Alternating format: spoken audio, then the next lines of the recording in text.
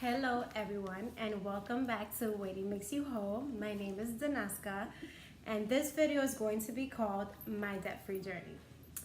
Okay, so before I start, I wanted to say thank you to everyone who have been praying for me to get a job. Like, that really has made my whole month, to be honest. I wanted you guys to know that I am definitely encouraged with your prayers. So thank you for those of you who have extended your prayers out to me and my children. I appreciate that from the bottom of my heart. Thank you. Okay, so I wanted to start off answering some questions. I have a lot of questions, so I'm gonna answer 2 questions and then I'll get into my tips. Number 1, what was my backstory? Did I have child support or alimony? No, I did not. Made $54,000 and paid off almost $39,000 in 16 months. How did I do it? I'm gonna get into details. Okay, so no child support nor alimony. Second question is, how did I live off of $14,000 if a year if I paid off almost $40,000? To answer that question, simple.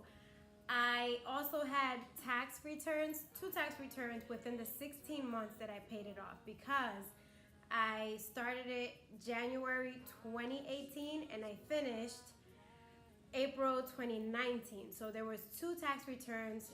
You add $12,000 to $14,000. So I had more money to pay off my debt, to pay off almost $40,000 worth of debt. It's still a big lump sum, and I'll get into details on how. So to start off, the number 1 tip is educate yourself. So before I started tackling my debt and knocking it out, I decided to read a few books. The first one was this one, Financial Peace by Dave Ramsey, the bomb. Y'all need to get this book. And the second one was Total Money Makeover by Dave Ramsey as well. Now, that's the number 1 tip. Before I started knocking everything out, I was like, I'm gonna educate myself. And the more I educated myself, the more conviction I got. Like, ooh, I really need to pay this off, because he gives biblically based principles to help you really knock everything out. Little insider, I was saving while educating myself. The second tip was, I looked into my spending habits. So while I was educating myself, I looked into my spending habits and I started seeing where I was mismanaging my money. So you print out, I did 3 months of bank receipts. So 3 months, printed it out, and I started highlighting everything that I was like, whoa, you really need to work on this, because you're wasting your money and you're being foolish with it. The third tip is create a budget. So you saw where you need to cut some costs.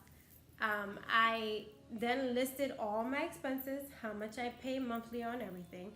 I listed all my debts, right? What do I owe on everything? Credit cards, medical bills, car payment, everything. Listed everything. And then the third thing I listed was how much was my monthly income? How much was I bringing home after taxes? Then I created my budget. What I used to create my budget was two things. Well, it helped me stay on budget. 2 things helped me. Number 1, see that? I don't know if you could see it, but there's something called the Every Dollar app. You can't really see it right now. It's right there in the corner.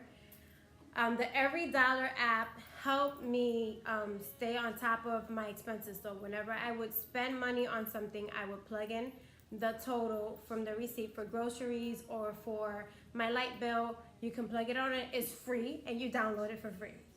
Another thing that helped me stay on top of my expenses was using the envelope system.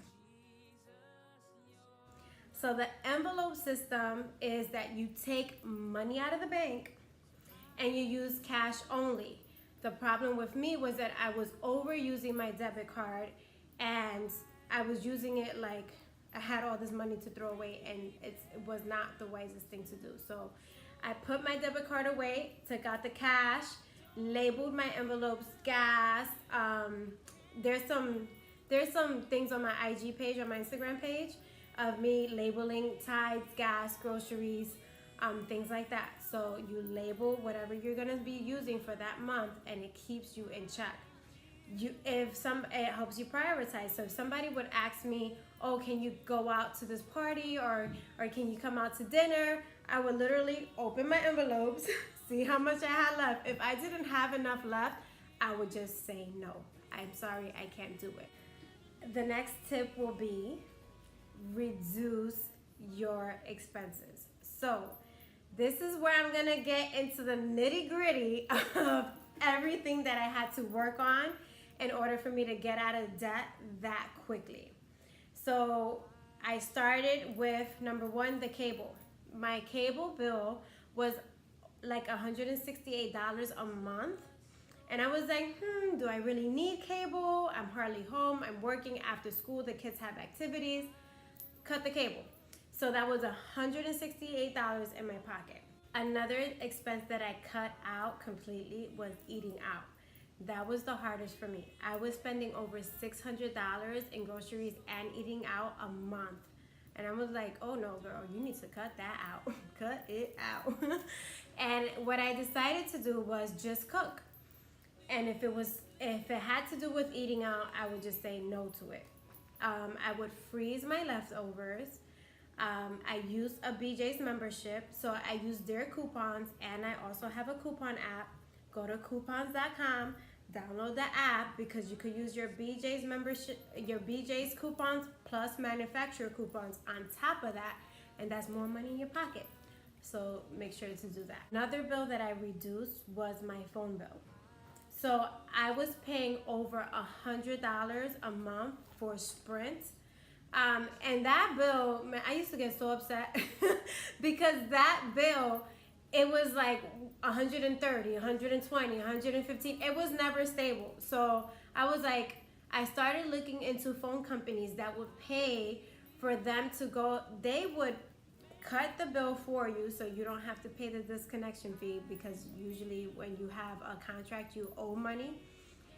And I got Boost. So Boost Mobile was doing a special promotion when I started this, and they paid for me to go with them, to switch with them. And so I cut my bill from over $100 a month to $35 a month. And I love paying my bill now. I have unlimited calls, text, and messaging with Wi-Fi and a hotspot, because I turned off the internet as well with the cable. So I use my hotspot for Wi-Fi if the kids need to use their tablets and stuff like that. For the single mothers out there, this tip is for you. Yes, your kids will hate you when you decide to cut off your cable and your Wi-Fi, and they have to use your hotspot in order to like stream on their tablets or do whatever they're doing. I looked into sponsorships, so they can be into extracurricular activities after school. So the YMCA near me has sponsors who will donate money for children who are underprivileged, or, well, it's a whole thing. You have to bring in your forms, show how much you're paying on things to see if you qualify. I did, thank God. And my kids were sponsored for sports, so you might want to look into that. That's a tip for all you single ladies. So another tip would be, well, this is what I did. You do not have to apply it, because this is at your own risk. So I decided to choose the higher deductibles on both my car insurance and also my health insurance. That, I'm gonna get into detail with that one. So the health insurance, let's start with the car insurance. That one is easier. I brought it up to a $2,000 deductible, and I was like, Jesus, do not let me get in a car accident, because I do not want to pay $2,000 for my deductible. However, thank God, I did not get into a car accident. It is at your own risk, and you can work with your agent on that. And I was paying a lot less for car insurance, so that was more money in my pocket. Another thing that I did was I also chose the higher deductible on my health insurance, and this is where I want to get into details. I started off with only $28,800 worth of that, and it jumped up $10,000 more, because though I was healthy and my children were healthy and all we did was get physicals every year and everything was always normal. The year I decided to be debt free, I found out that now I have hyperthyroidism, and it landed me in the hospital 3 times. So it shot up from a zero bill from the hospital, and that wasn't one of my debt-free problems. You know, nothing that I had to tackle. It turned into being one of the high bills that I need to tackle, and it brought my amount from $28,800 to $38,800 and something, because it was $10,000 more. So you might not want to do that. That I would love to share is something called a spending fast. So this, if you guys have never heard of it, is something that, you know, when Lent season comes and people give up something for Lent for 40 days. I'm not saying doing this for 40 days. I would do this for 3 days or 7 days. And what I would do is, okay, I'm gonna put a little disclaimer. Make sure, number one, that you have a full tank of gas, and also make sure that you have munchies, because you are gonna want to eat things that you never thought about eating before, because you know you can't spend the money. So make sure you have those things first. So what I did in a spending fast was, I would not even use my envelopes to spend anything. I would only pay bills, say no to everything for that whole week, and made sure that I cooked and got creative with the things that were in my fridge and in my cabinets. That's when you pull out the vegetable soup and you start eating everything that you have until it's time for you to spend money again. So a spending fast is that you just not use any money for a whole week, and you guys can do it. Trust me, it will also help you with your envelope system. It could help it roll over to the next paycheck. So think about it. Last but not least, my final tip would be, once you reduce all of your expenses, the last thing you want to do is make sure you knock out all that debt. Use all the extra money that you have from all those bills that you just reduced and apply it with the snowball effect. So you list your bills already from smallest to greatest, and you're going to start. For me, it was my credit card bill first, then it was the hospital bill second. The credit card was like almost $10,000, like the hospital bill. Anyway, credit card first, the hospital bill, and then the last bill was my car payment, which I owed like $17,000 something. And I knocked out the credit card first, then it was the hospital bill, and then finally the car. When I finished my last car payment, you guys, I felt like I had like a weight lifted from my back. I felt like lighter, like I could sleep easy at night.